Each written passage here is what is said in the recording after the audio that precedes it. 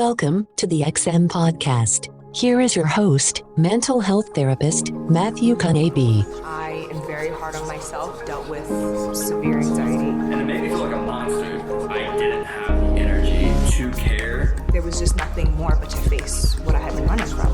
I'm already an anxiety-filled mess. It's just love. Like, it just goes back to love. Well, welcome back to the XM Podcast. We truly appreciate the fact that our listeners keep coming back to this production. I am shocked that we somehow are in season 4 and have put out 70 of these episodes. Today, I'm excited to share a friend of mine's story in his ministry. Recently, he and I reconnected over text, then a few phone calls, and I thought what he is up to would be a great conversation on the podcast. He was born as a missionary kid and is now giving back not only to the community he was born into, but really has potential to change the world. Please welcome to the show my friend, Chris Rousseau. Thanks, Matt. Yeah, it's great to reconnect, and I really appreciate you having me on the podcast with you. My story is a little bit of a longer one because I've been around the world a little bit, but I was born and raised in Zimbabwe, Africa. My parents were missionaries there, but I'm kind of a half missionary kid, half local kid to Zimbabwe. My dad is born and raised there, but after he was done with high school, he came to the States, went to Moody Bible Institute, married my mom, and then a few years after they got married and my dad got his master's in divinity, they went back to Zimbabwe as missionaries. So that is where I was born. That is where I was raised. And I thank the Lord for that experience because it definitely was something unique. And it was a really great experience. So that's where I started. Remind me, Chris, then, how old were you before you came to the States permanently, not to visit?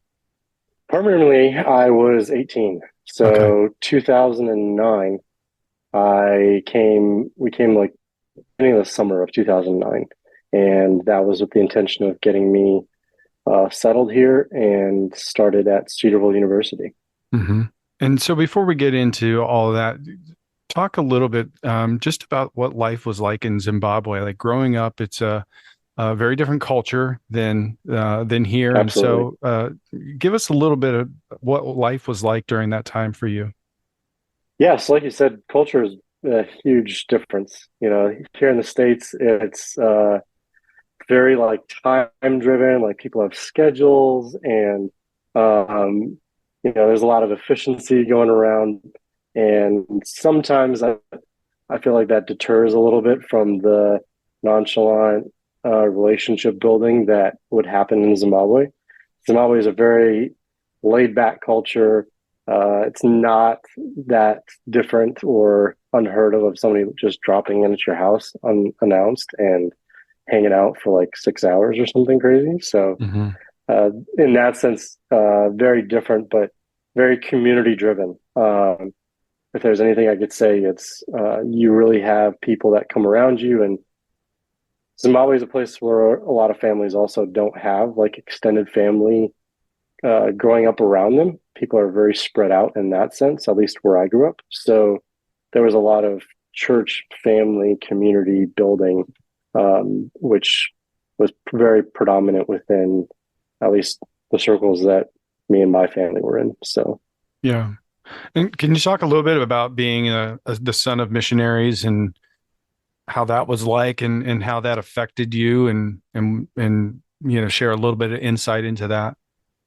So my dad was part of a theological college. So his main ministry was he helped train and teach pastors to go back into their local communities and either start churches or build them up or whatever the case may be.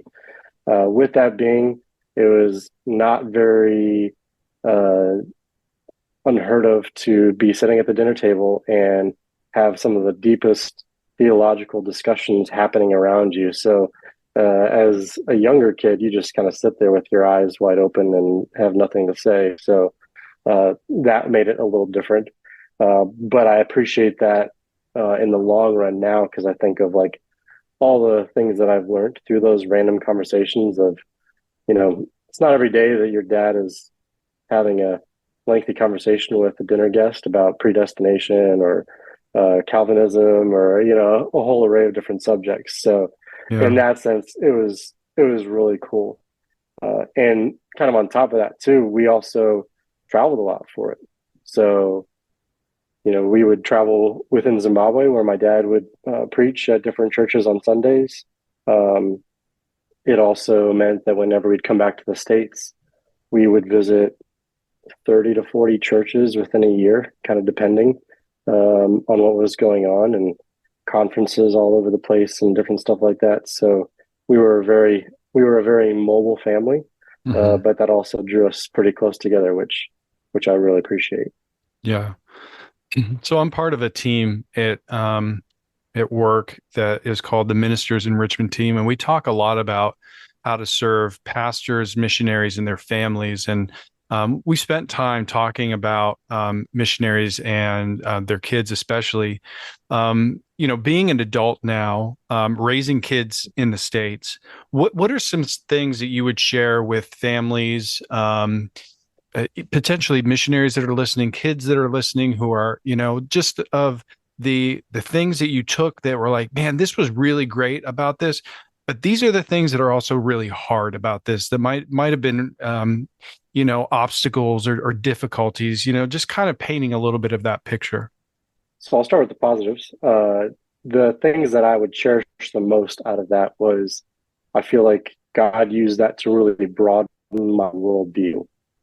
I've spoken to many people over the years, and I feel like their view of the world and how scripture affects their world is pretty narrow.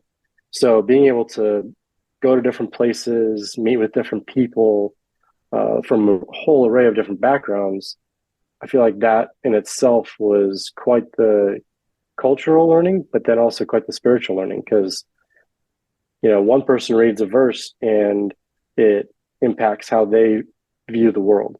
Well, that looks very different from somebody else and somebody else and somebody else. So Totally. being able to speak with a whole array of different people it was incredible. You know, I think my dad should write a book about the different people he's just come into contact over the years, because it's pretty amazing.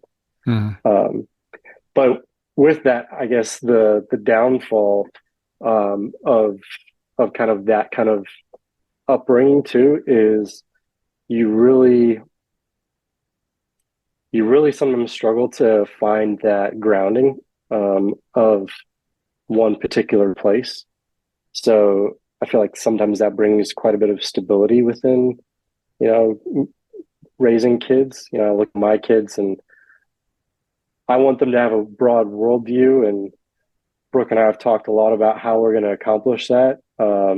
And how we're attacking it now is living here in the States, but still making sure that we go to different places and still broaden their worldview. But at least they've got one central place that they can plug into, have a community, a church community that builds up around them. And not to say that I didn't experience that during my upbringing, but it was chopped and it was broken up, and we had to shift every 3 to 4 years to something different or something new. So that was a battle. Some kids do better than others with it. Hmm. I'm part of, I think there's the term is called TCK, third culture kids. Yeah. That's a term out there. Hmm. We're a weird bunch. We own it. So we, but that's kind of what you could categorize me in, as something Yeah. that this we don't fit the American mold. We don't fit the Zimbabwe mold. So it's like, what are we? We're just kind of this randomness in the middle. So Yeah. That's very if you figure us interesting. out, you let me know. Yeah.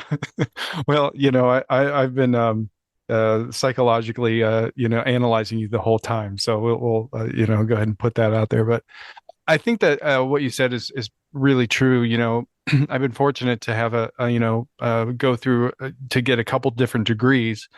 But it was my time, which I shared on the podcast before, my time touring, that I was traveling ingrained in different cultures all the time, that I feel like I really draw from a lot of my life experience that gives me a little bit more of a worldview versus even some of the education that I got from a classroom.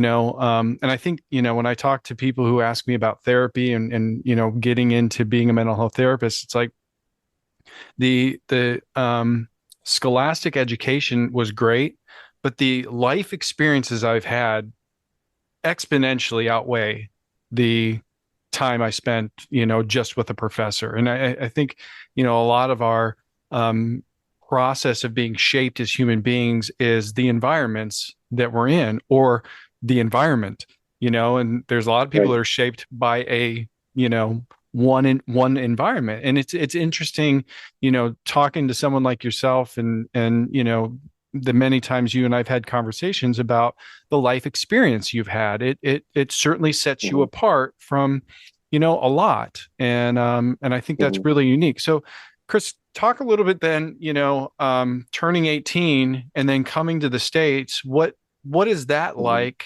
for a young guy who's now being ingrained into a totally new culture?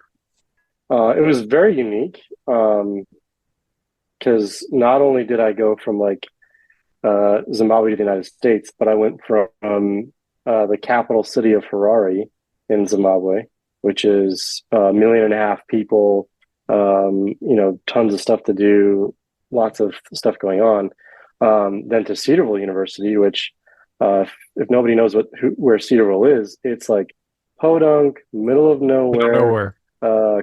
cornfield, Ohio. Yeah, so Hmm. it was like, man, you can't get more opposite in that sense. So it had its challenges, for sure. It was, I'd been to the States before, so I didn't struggle too much with like, okay, I could understand people talking to me, and I understood bits and pieces of culture, but it had been a while since I had to figure out like, how do I actually fit into that? Hmm. And I will say the Lord blessed me in the sense that He put other Southern African kids right around me. There were other missionary kids my age that were there.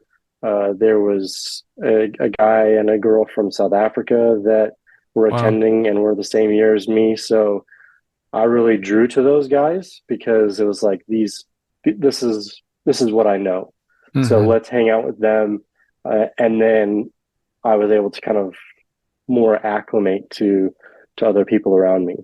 Um, but even in that, Cedarville was quite a melting pot of cultures and people from different backgrounds. I mean, you've got farm kids going there, you've got people who are kids of millionaires, and Cedarville has an incredible reputation. So they're like, well, let's send my kid there. So it's like even just a lot of those different backgrounds, it was pretty unique. But um, yeah, it was tough, but I would say that's in that sense, God really put some people around me to help me in that sense. So So was that something, going into college, that was like something you desired, that you wanted to come to the States, or that was something your parents were like, look, this is going to be the plan, this is what we're doing. Like, how did that work for you?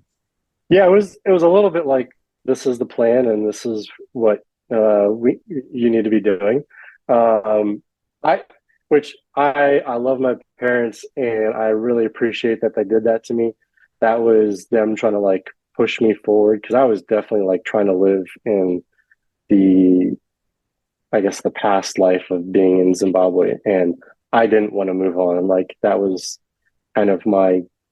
There was a lot of people that I was leaving that I was very sad to leave. There was a lot of key friendships and relationships that I'd built, and mentally, I probably wasn't in the right place to go at that time, Mhm. especially like thinking of like education and what I want to do for the rest of my life. Because I'll be honest, I didn't graduate from Mhm. Cedarville. I attended there. I had a glimpse of an idea of what I thought I wanted to do with the rest of my life, and that was mechanical engineering, is what I started off with. Mhm. And that was definitely not my talent or a gift that God had given me. So, Yeah. um, but I still look at that experience at Cedarville as very eye-opening, understanding what American culture is. It segued me into Nike, which is where you and I met. So Hmm. I thank the Lord for that. but even just the people that I met there, and top of the list for that is my wife. That's where Brooke and I met. So incredible way to meet somebody is at a Christian college where you can share that bond. So That's good. yeah. So we can get into a little bit about how you and I met. It was just one of those interesting connections that you meet with a coworker that has nothing to do with, we were working in an environment that had nothing to do with faith, had nothing to do with, other than, it was a journey that God had put me on, kind of taking, and I've talked about this a lot too, but taking me out of the music industry. And that was kind of like the next step for me. And so, I was working my way up the ladder at Nike, and wasn't too long after another guy had come on that I know I don't think you worked with, but his name was Chuck, and Chuck and I really connected because he was a believer, or he is a believer, and was just kind of like, when you're working for a company like Nike, I mean, how many thousands and thousands and thousands of employees, and then all of a sudden a guy like Chuck comes along, and then Chuck ended up getting relocated and moved, and it wasn't maybe months after he had left, I could be wrong, maybe a year, that you come rolling in, and you and I connected, and pretty quickly learned that you were a man of faith, and that was just kind of a great feeling to have a brother in that situation when I wouldn't say there were a lot of believers around us at the time, and No. but but it was awesome. Oh man, it really was. Again, kind of going back to one of those things that as a kid you just kind of hold on to, and that's sport. Sport was a huge way for me to, bridge culture and find out how to interact with other people. So even when I was at Cedarville, probably the reasons why I didn't do as well as I should have with my studies was because I just was playing sports all the time.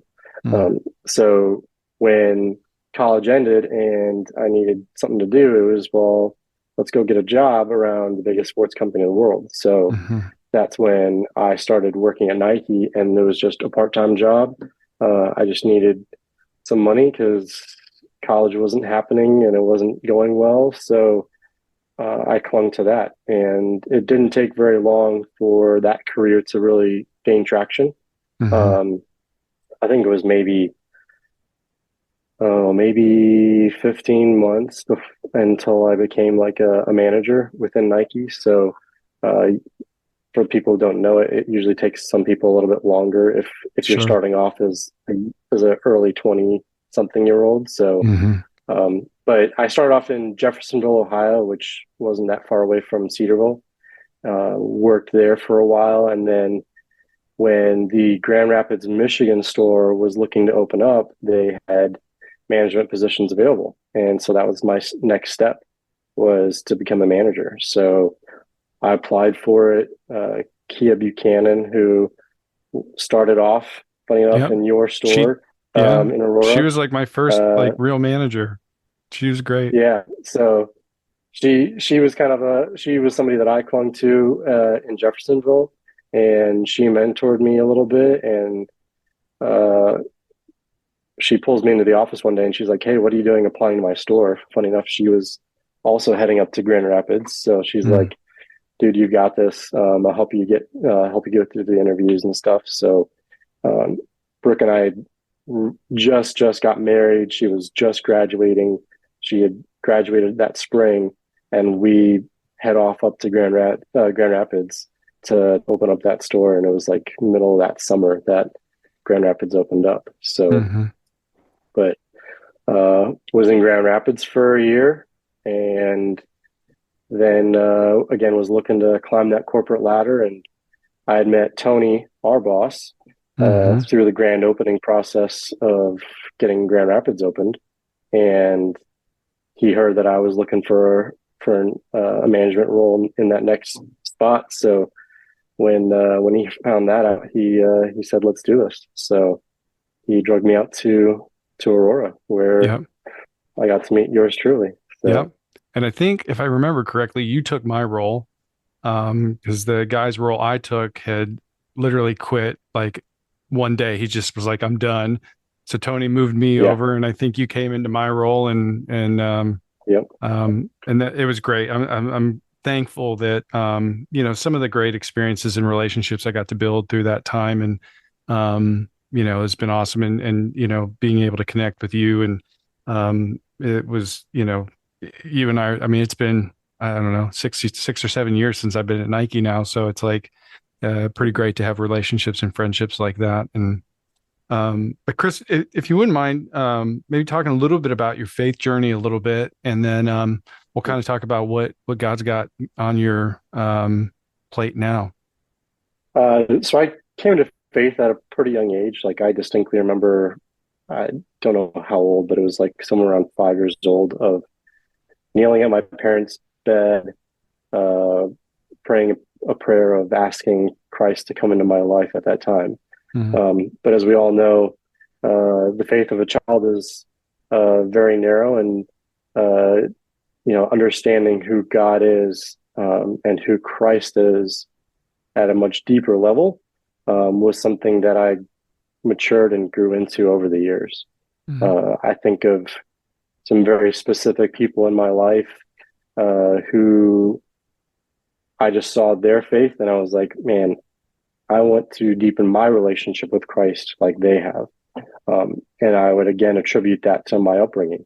Was, again, not every kid's dad is bringing around theological professors or Mm-hmm. people who are, world speakers about faith, just sitting at the dinner table, or coming around the house every week and stuff like that. So I would really attribute a lot of my faith journey by the challenges and the encouragement that I saw from those guys. And I'll name a few just in case they do listen, but it's guys like Chris Gopper, Glenn Miller,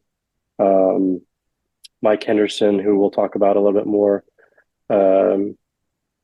Sean Doyle, Doug Everswick, Tom Jackson. I mean, these are all guys that were missionaries with my dad, or were other men who were doing some sort of ministry in conjunction with my parents. And I'm definitely forgetting a lot more, so I apologize for anybody else that I've left off that list. But when you're surrounded by people who seek God with their life every single day, and that's adults, and like that was always around me. Mm-hmm. That was a huge play into my faith. So being in that kind of environment till I was 18 was definitely, I think, God's way of building me up. Yeah. So it's good, man. I think it's so important that we have mentors and people in our lives to look up to. I've worked with so many clients that have not had that, and I feel for them, because I like you was surrounded by just great men that came alongside my dad and my parents, and at our church, that there was always somebody to model, and there was always somebody that was breathing faith and scripture into my life. And I just know there's so many people that don't have that, and it's amazing to me how they even can function as adults not having that kind of foundation. And I'm very, very thankful that my parents had that environment established before my brother and I kind of came into adulthood. And that's good. So Chris, let's talk a little bit about what this new venture journey ministry that you're involved in. Let's share that with our audience.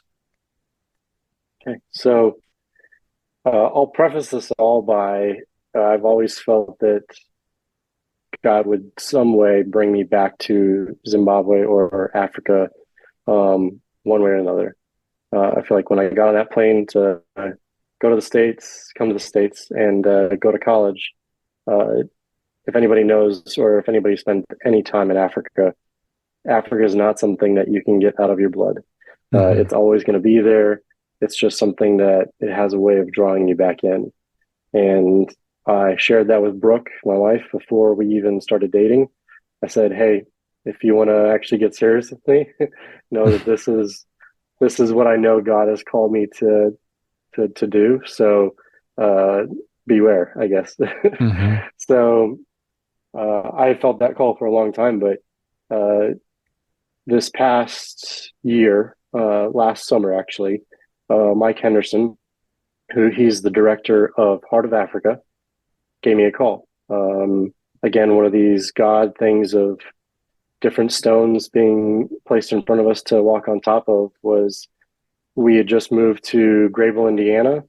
We had been attending our church here for a little while, and funny enough, guys and elders and people here, which it's not a big church, we're only like 250, 300 people, knew people that I grew up with. So I've mentioned Glenn Miller, and another guy would be Bob Pearson, and stuff like that. But elders here knew guys in my past. So Mike reached out to me and said, hey, we've got this cool new thing that we're trying to get attached to, and it's called the Smart Box. And Gary Friesen, who attends our church here, he's the creator of it. So it was like, okay, God, you've put me in this small church. Gary has created this incredible tool, and he's doing work with Mike Henderson, who I've known for since I could walk. Mm-hmm. So that was the initial conversation, was just getting that rolling. And Mike wanted me to help Heart of Africa by getting a couple of smart boxes to different schools in Africa. But then because of my job at the time and just some things that Mike was trying to figure out with Heart of Africa, we didn't really know what direction that needed to go. But then we started the conversation back up again this past November. And it was like, hey, I actually need somebody that can do this full time, as well as help out with a lot of different things within Heart of Africa. Analytics, social media, tech stuff that Mike will admit he's not the handiest at. So he wanted to pass that hat off to me. So Brooke and I really prayed about it, and we just kind of saw how this was fulfilling some steps within our faith walk with God of getting back into Africa within a role that we know is going to glorify Him, with sharing the gospel and helping people there, and educating them, which is a huge part of what Smartbox does. So that's how I got to join Heart of Africa. So you got to explain what this Smart Box is, so that the people kind of understand what's going on. So give us the insight. So Smart Box is an educational tool. It's 20 laptops, a local Wi-Fi router, and a server, all packed into this like 80-pound box. It charges all the laptops. Gary's got it set up so you really can just take it anywhere you need, and set it up so that you can teach kids the material that's on that server. So he's got it loaded with Khan Academy, which, if people don't know what that is, it's a module-based curriculum, and it's K through 12.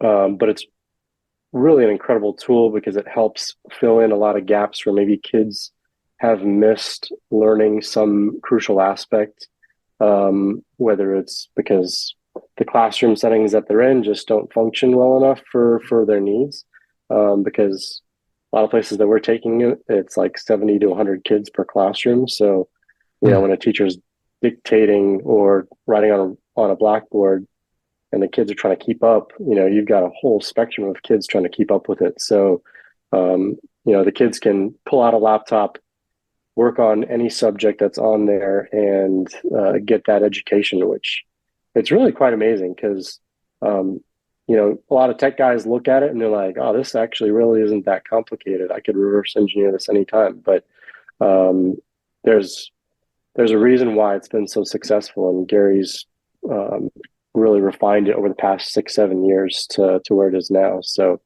it can run 2 days on the battery charge that it's got. So even some of the remote areas that we're going out to, they don't have to worry about charging it as frequently. They can teach 2 days, and if they've got to haul it to some generator or solar panel charging system, they can. Or if power goes out in their school for a couple of days, they can keep going. So it's quite an amazing tool. So for the smart box, what is your guys' goal? What are we trying to achieve with the smart box? So our mission statement as Heart of Africa is we are trying to enable African Christian leaders and their catalysts in their communities. So we are trying to empower them by having their communities progress in whatever vision that Christian leader has.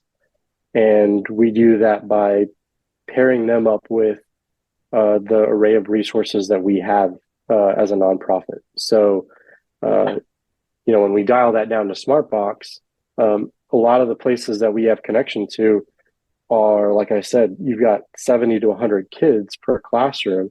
So their vision is to just get those kids an education. I'll use Baringwa School in Zimbabwe as an example of that. Christian leader in that school system just wanted to get the kids an education because the pass rate for their school was at a 30% for the 7th grade, which in Zimbabwe is pretty critical, because that is the year that if you don't pass, you don't move on to high school. Which in just 1 year of the smart box being there, we went from 30% to 93%. Are you serious? So knowing that, yeah. So that's incredible. That smart box just changed the game for those kids. And I mean, a huge part of just the overall quality of life for those kids, education is a big part of it. For sure. Now we have much bigger dreams, and again, we don't want to get ahead of ourselves, because unless it's the vision of that pastor to do some more, then we don't take it that far. But that smart box has seminary material on it. It's got Christian development material on it. So we're just thankful that this tool has been created, where obviously education is an avenue in anywhere in the world to get plugged in. But now we've got something that we can educate as well as spiritually build up these kids with that material. So that is our goal, is we want to get these smart boxes to as many schools as possible, especially more of the rural ones. In the city that I grew up in, those schools, they've got material. Those kids, it's just like here in the States, but it doesn't take that far to get out of a city to find these kinds of schools where, you've got 5 or 6 kids sharing one textbook. So if we can get a laptop in front of them with all that material and up-to-date material, that's quite the tool. So if somebody's listening right now and wants to learn more about Heart of Africa, where would they go to find out more information? So heartofafrica.org, where we've got our website, where they can look at all the different projects and ministries that we're involved in Africa. We're on Facebook, we're on Instagram.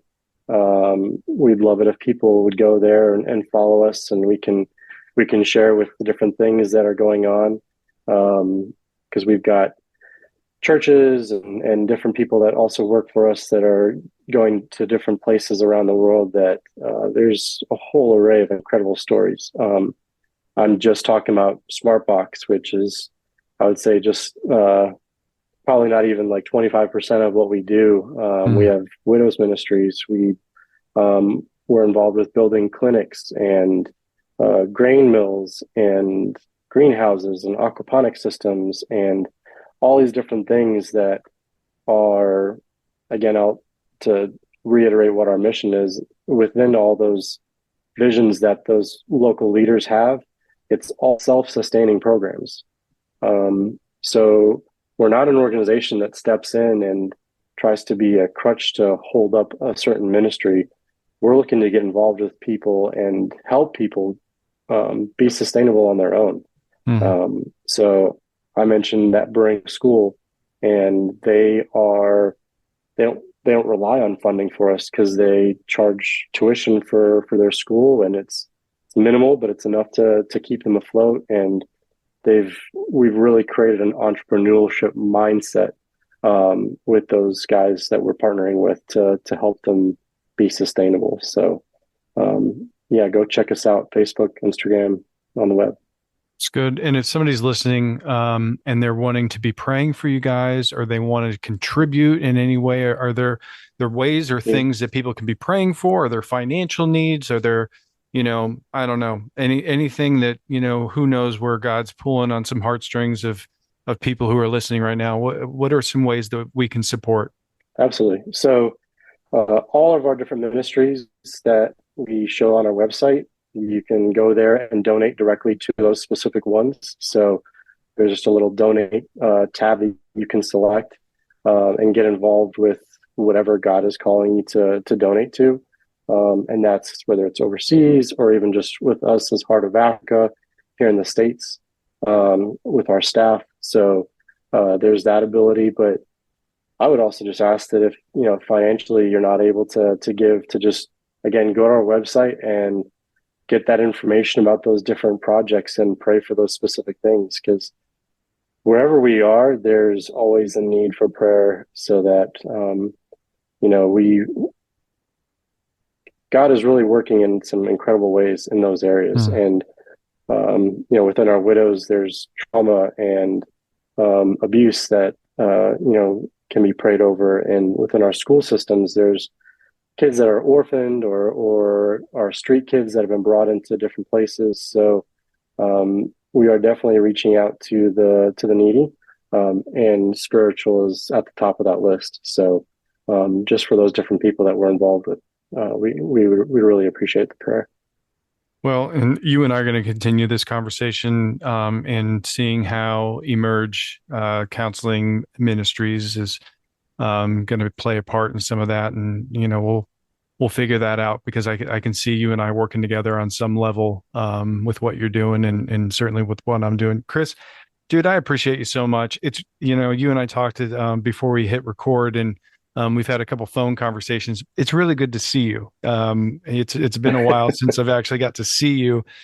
So it's been good to reconnect and see you today. And I'm super proud of you, man. I'm super proud of what you're doing. And I just think God's using you, and has been for a very long time. And just seeing, over the many conversations you and I had years ago, how, not to use one of my old songs, but how God's brought it full circle for you and bringing you back into Africa and coming into a ministry that is serving something that is so important, and I think you said is in your blood, is just it's so much the character of our Creator to do something like that and open up these doors. And I mean, you started in Africa, and then you made your way to the United States, and by ways that you and I could never design, he's kind of brought you back into serving a portion of that population that needs so much, that in so many different ways.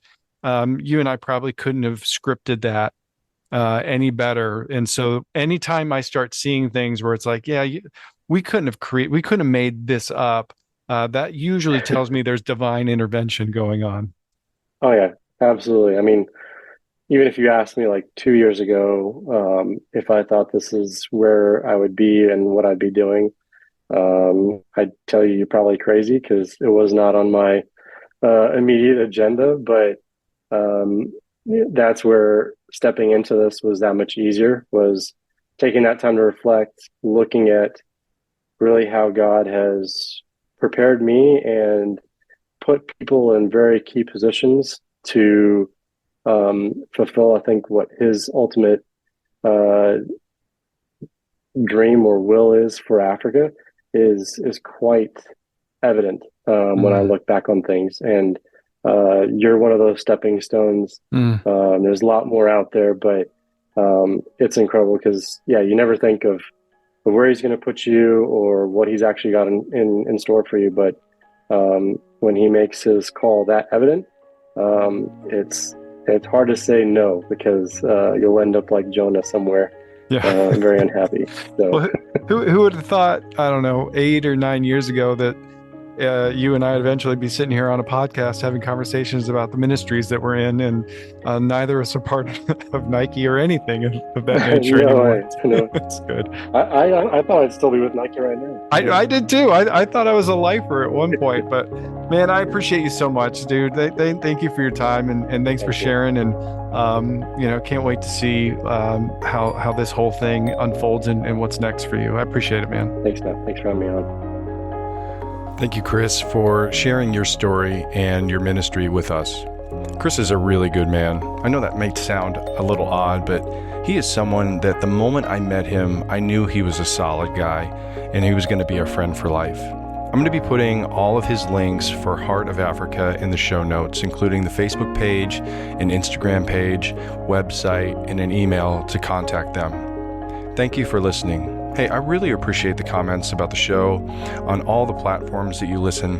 Please continue to share how this podcast has been affecting your life. It's greatly appreciated. Well, until next time, or when our Savior comes, God bless.